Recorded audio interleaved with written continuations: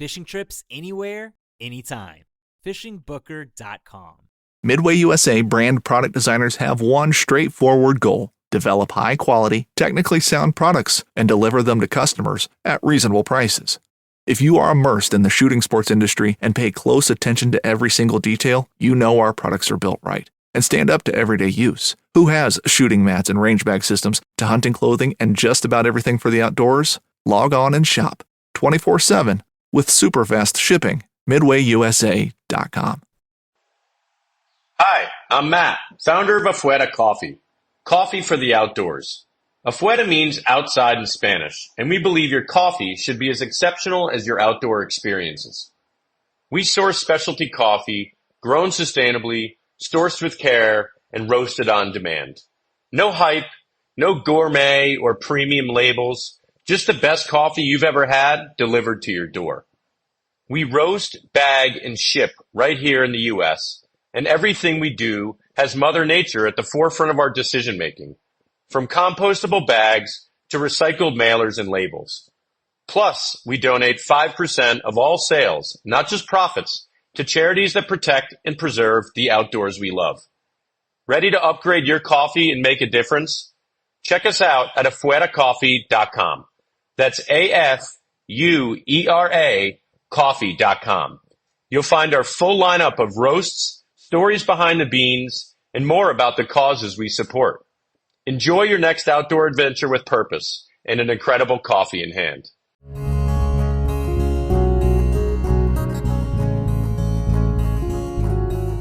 Welcome to the Casting Across Fly Fishing Podcast. I'm Matthew of castingacross.com, where I explore the quarry and culture of fly fishing. On episode 346, we're talking about wet wading, specifically gear that is going to make your wet wading more comfortable, more safe, and more enjoyable. Before we get to that, let's define what wet wading is, because I don't want to assume anything of anyone.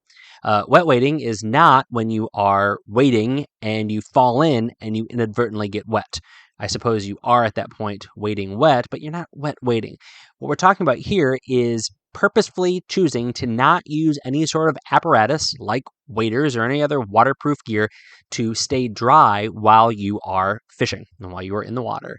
The reasons why you would do this is because it's great to do it. It's comfortable in circumstances where the water temperature is warm enough and the air temperature is warm enough, particularly in the summer months. You find yourself doing this a lot, both for warm water species and for trout. It gives you a lot of flexibility.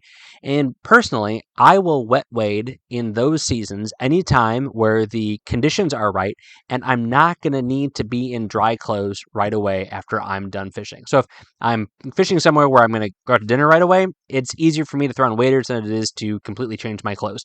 But I like to wet wade because it's just fun to get in the water, to be completely honest. So we're talking about equipment and gear. Now, I will say that if you go back like 4 years, there was an episode on summer fly fishing clothing. I think it's called like Summer Fly Fishing Head to Toe. I think I've done every season now on the podcast of head to toe fly fishing clothing.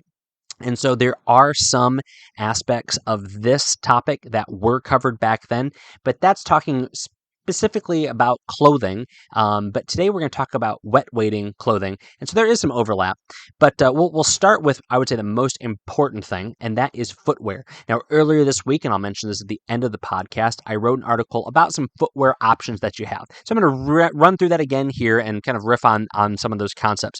I'll start with the most expensive and then kind of get down to the least expensive and then give you my opinion on them. But they all work. Some are work better than others, and I'll actually give you my opinion on each option and what I think is the best. But again, don't feel like you have to go spend a lot of money to do this. In fact, that's one of the reasons why folks like doing this, is because you don't need to spend a lot of money to wet wade. You don't actually need to add equipment to your arsenal if you don't want to.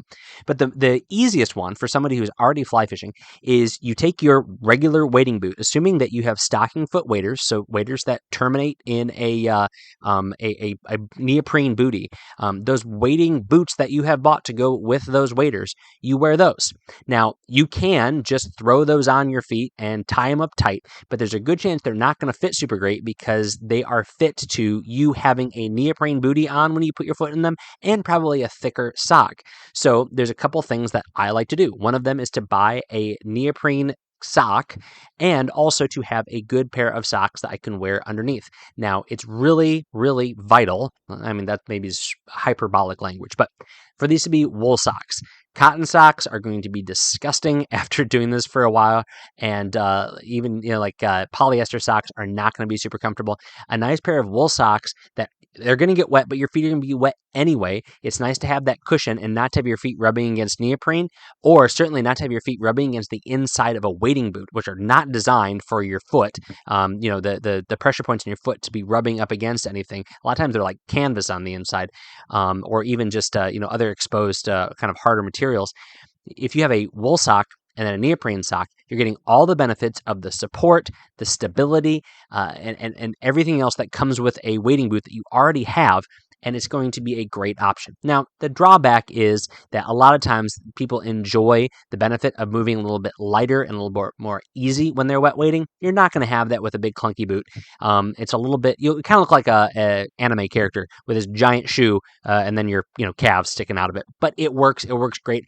I did this for the longest period of time. The most of my fly fishing wet wading history, I was doing this precise thing.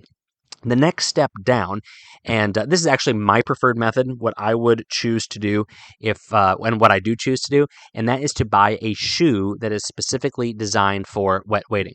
So one of the benefits of using a wading boot is that sole, no matter what kind of sole you use, whether it be rubber or studs or felt or whatever, that is going to give you phenomenal traction. Now, there are shoes that are designed with that same thing in mind, and they come from a number of different locations. Some of them come from the fly fishing section. They are specifically designed by the major fly fishing brands to be a lightweight shoe. It looks like a sneaker or a low top boot that you can wear wading. And some of them have a neoprene cuff to keep debris out of your foot. But again, they are designed to be worn without socks, but you can wear them with socks. And if you're going to be walking a lot, I would actually recommend a wool sock for that as well. But you don't have to just go to the fly fishing section. In fact, I don't own a pair of wading shoes that is produced by a fly fishing company. I own some kayaking and paddling companies' shoes that they make for effectively the same purpose. These are shoes that are built with phenomenal sticky rubber soles, as well as a footbed that is designed not only for comfort, but also for moving a lot across wet surfaces, giving you that sort of stability. And one of the great things about ones that are coming from paddling companies and other things like that, they're either designed for trail running or for like carrying a canoe while wearing the shoe in the water. They're going to give you the stability that you need. These are my preferred footwear choices when I am in a wet wading situation. I've been fishing out of wet wading and fishing out of kayaking shoes for probably the last 8 years or so, and I absolutely love them. You can move quickly and you can move efficiently while you are wearing them. The next step down, and I did this for a couple of years, but I just am not a huge fan of it, is wading in sandals, wet wading in sandals. This is great because they dry off quickly, they drain easily, but you don't get that toe and ankle support. I know some brands have like a big toe cup on the top. You just don't get that same sort of protection. I've too many times been standing on a rock, slid sideways, and hit either the top of my foot or the outside of my ankle or the inside of my ankle or the heel or my toe on a rock, and just really caused a bad day, broken a toenail or something like that. It's just not pleasant. That said, if the surface of the stream bed that you're wading on is a little bit more gentle, whether it be sand or even mud or kind of the consistent sized smaller gravel, then this wouldn't be a problem at all. So if that's where you fish and this is something you already have a pair of Chacos or Tivas or whatever, then go for it. It's going to be great because a lot of times these also have soles that are designed for some wet surfaces. And then last choice, in my opinion, and I'm not just being disparaging if this is how you like to do it, is just to use an old pair of tennis shoes. I've done it a few times when I'm in a situation where I don't have anything else on me. I decide to wet wade and I didn't bring the appropriate gear. Now, you're not going to have great traction And you're also not going to have a piece of footwear that dries out anytime quickly. That's one of the huge benefits of the sandals, of the wet wading shoes, and the wading boots. They're going to dry out sometime in the next 24 hours. Your tennis shoes, your old tennis shoes, are not going to do that. That said, if it works for you, if that doesn't bother you to have a pair of, kind of moldering shoes for a season, I'm not going to be bothered by it. As long as you don't put them in my car, I'm okay. So that's the first and most important thing. But I just want to revisit the fact that a nice pair of wool socks that is going to cover whatever is being touched by your shoe is a really great thing to have. So if I am not walking around a lot while I'm wet wading, if I'm wearing a pair of wading boots or a pair of wading shoes, then I am going to just kind of go barefoot inside of the shoe, or if it's a wading boot, the neoprene sock that I have. But if I'm going to be walking a lot longer, or I'm spending a lot of time on my foot, I'm going to make sure I have a wool sock on, and that gives me some cushion. It's going to protect my foot, particularly at those pressure points where my foot is contacting the shoe, and it is going to be wet, but my feet are going to be wet anyway. So giving those cushioning benefits is going to really be helpful as you fish over the course of a day or maybe even multiple days. Just make sure you dry everything off. Pull out that footbed, open up those laces, and then the next day when you throw them on, they're going to be nice and dry. All right, so about half the podcast episode talking about footwear, because that really is one of the biggest questions I've received over the years of doing this. But it's also the most important thing, because that's really where your safety is going to come in. There is a sense of kind of courage and bravery that you'll get when you are wet wading, if you have noticed that, where you feel like you can maybe go places that where you couldn't go when you were in your waders, because if you wipe out when you're wet wading, you're just a little bit more wet. If you wipe out while you are wading in waders, then you have a really, really bad day in your hands. So you really want to make sure that you have footwear that's going to support you where you go when you are wet wading, because you probably are going to go a little bit deeper than you would normally go, and maybe do some things that they're not unsafe as long as you know how to swim and you know your limitations. But it's you want your footwear to support you. You don't want that to be the limiting factor in how you fish and where you fish, especially if you're also walking for a prolonged distance. All right, now moving on up. I'm a big fan of comfort when I'm fishing, not just for that day, because I think you cast better. I think you pay better attention. I think that ultimately you fish better when you're comfortable. But then also there's the day after that. I don't want to be uncomfortable on the day I come home because I shredded my feet. I mean, it happened to me recently. I just wasn't thinking, and I went too far into the woods, and I kind of had to hurry back, and so I got a bunch of blisters. It just messed up my next couple of days. And so that isn't just your feet. When you're wet wading, if you are in warmer weather and you get wet and you do not have the proper undergarments on, the chafing is going to set in. So how many fly fishing podcasts have you listened to that discuss underwear? Well, that's what we're talking about right now. So I am a big fan of quick dry and wicking undergarments. They make them for men, they make them for women. You can find them at Walmart. You can spend a ton of money at an outdoor store to buy some nice ones. I think some of the best ones that I've worn are designed by like athletic companies. I mean, something as simple as Under Armour, but certainly all the companies that like REI will carry, because they are designed for movement while wet. People run marathons in downpours, and there's gear that is built for that. And so don't feel like what you're buying is over designed or over engineered, because you want that comfort. It is worth spending an extra $5, $10, $15, $20 on a pair of quality undergarments that you will wear, when you go wet wading, however many times a year you do that, to avoid getting chafed and also avoid sitting in wet underwear and pants after you're done fishing or as you're walking back to your car. And so that's another consideration, is if you fish somewhere where there's leeches, a lot of times these performance undergarments are going to be compression style, which is going to limit the leech's abilities to find your most sensitive areas. So these are simple things, and it might not seem like a big deal, but it doesn't take a lot of work to get the right piece of gear that is going to provide you what you need. So undergarments, men or women, you can find those. And then I like a good pair of shorts. Now, it depends on how I'm fishing and where I'm fishing. There's sometimes where I am wading through nasty brush and I am wading in kind of, just maybe someplace that there's a lot more debris in the water, and I will wear a pair of quick dry nylon pants. But I usually like to wear shorts. And depending on where I'm fishing and how I'm fishing, that could be anything from a pair of running shorts to a pair of just nylon hiking shorts. A lot of times I like to avoid having pockets, because then I'll put things in my pockets and I will then need to remember to pull things out of my pockets.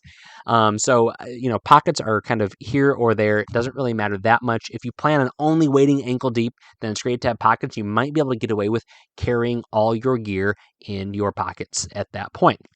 We'll talk about gear storage here in a minute, but just a nice pair of quick dry pants. And another thing that's helpful in this situation is something with some sort of waist control. So whether that be a drawstring or belt loops, because pants, no matter what material they're made out of, are going to change the way they fit as you sweat and as they get wet.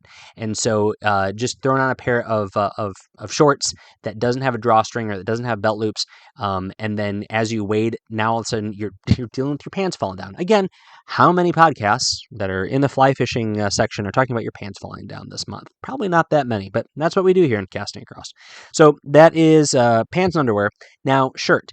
You might say, okay, well, I know it's important to have kind of waist down is really you dialed in, but waist up is kind of neither here nor there. Well, this is one thing that is really dialed in and focused on wet wading, but something that I like for fly fishing in the summertime and warm weather in general.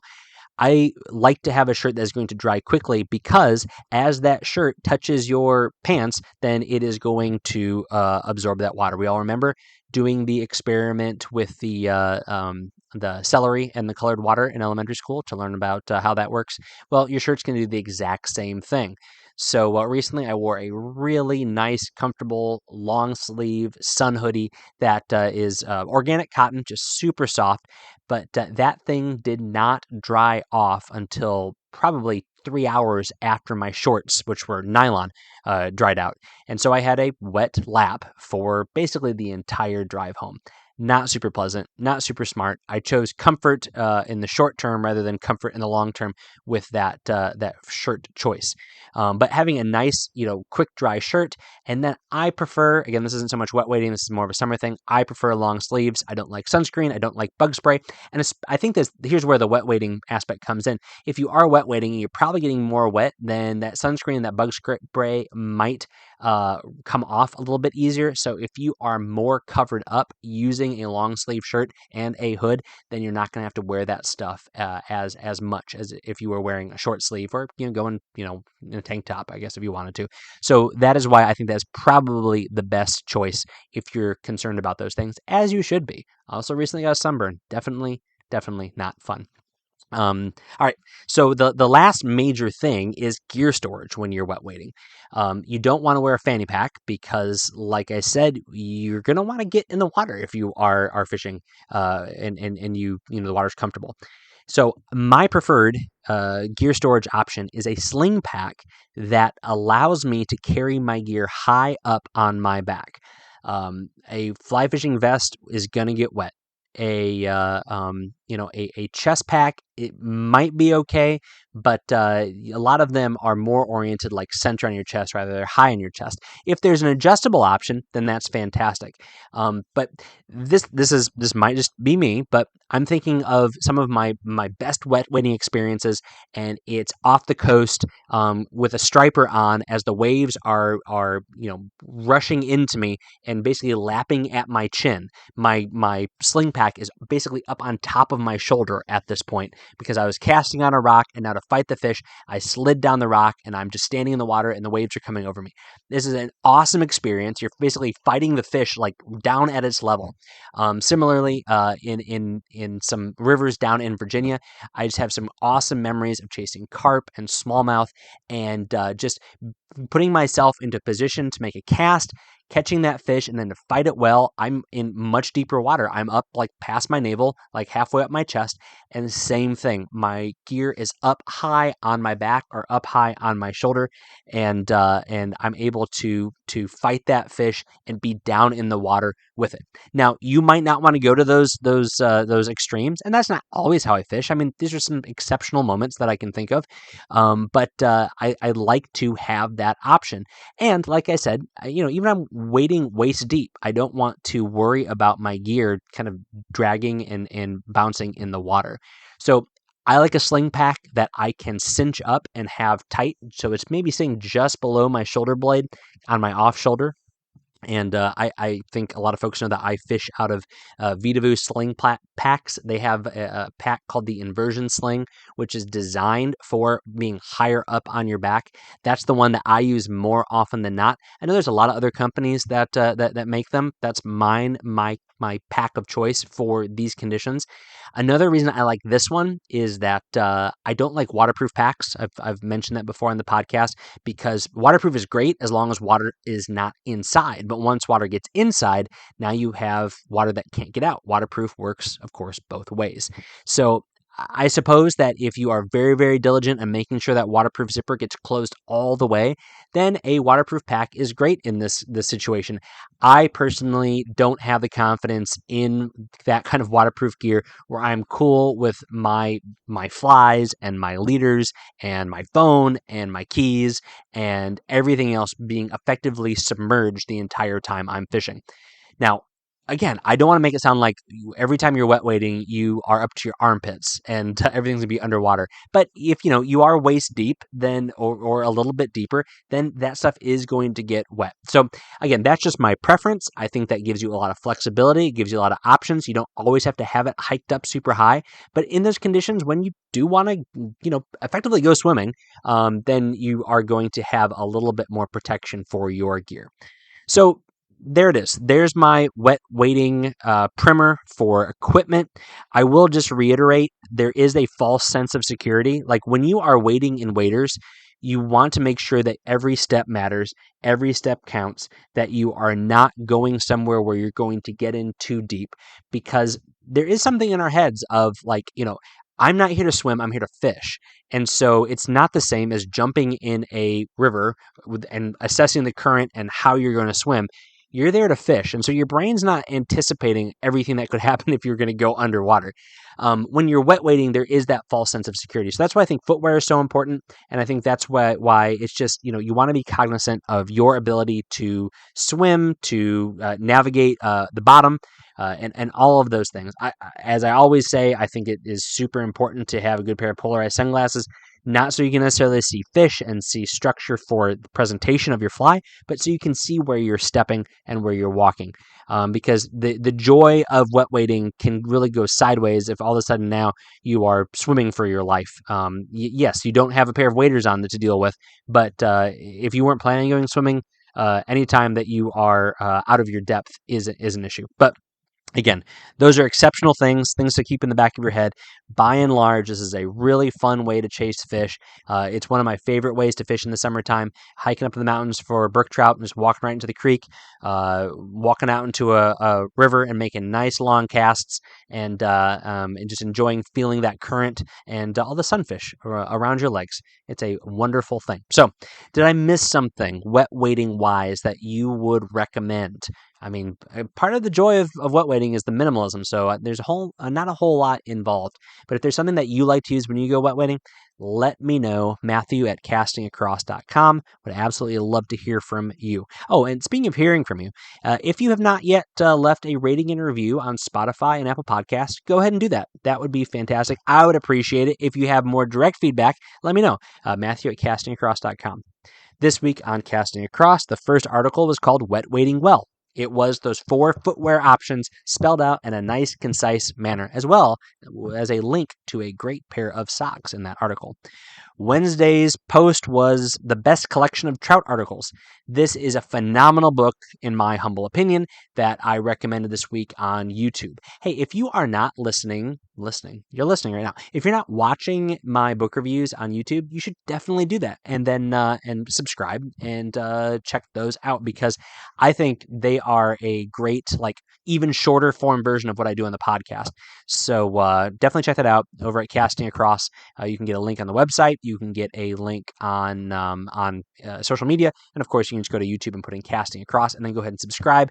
One video a week right now. I think I've got like 22 book review videos for that last stretch of time. So definitely check those out and let me know what you think. This week's recommendation on the podcast is a video about Dr. Robert Behnke. So his role in fisheries biology and conservation and a historic perspective on kind of what we know about trout is it's like at the top of the list here in the United States. He was a teacher at Colorado State University, and they put out a video after his passing about his legacy. So I'm going to put a link to that video on this podcast show notes over at castingcross.com, and it's definitely worth a watch, especially if you're interested in the books that I have recommended over the last few months. I've recommended a few of his. Definitely worth a watch. Please check it out. Thanks for listening to the Casting Across Fly Fishing podcast. Please subscribe in your favorite podcast app, and then rate the podcast on Spotify and in Apple Podcasts. Then head over to castingacross.com for 3 posts a week on the people, places, and things that go into the pursuit of fish.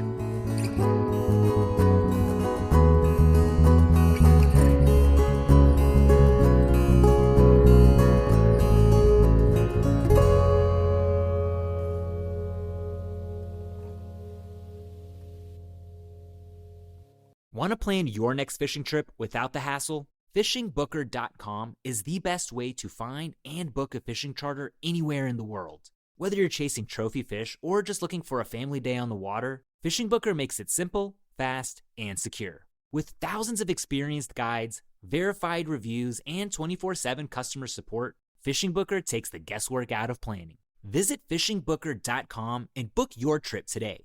Fishing Booker. Fishing trips made easy. Gear up for the hunt and learn from the best with Deer and Deer Hunting Wednesdays at 10 p.m. Eastern on Waypoint TV. Tune in every week for expert hunting tips and unforgettable moments in the field. Waypoint TV, your destination for outdoor entertainment.